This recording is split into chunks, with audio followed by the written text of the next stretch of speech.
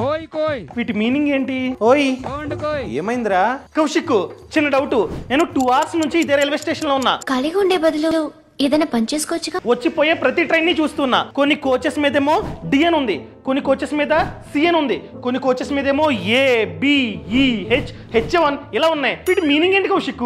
నేను చెప్తా. First one GN అంటే జనరల్ బోగి.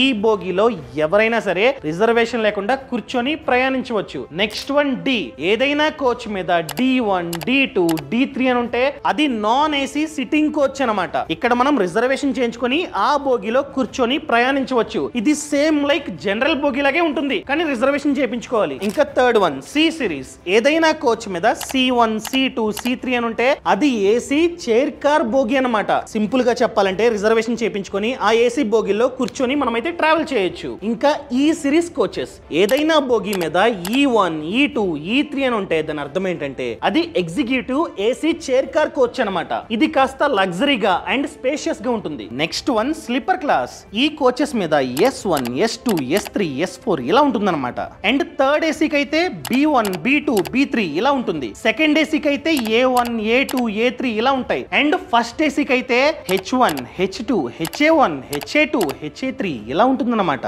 వీటిలో ప్రైవేట్ క్యాబిన్స్ కూడా ఉంటాయి. డౌట్ క్లియర్ అయిందా?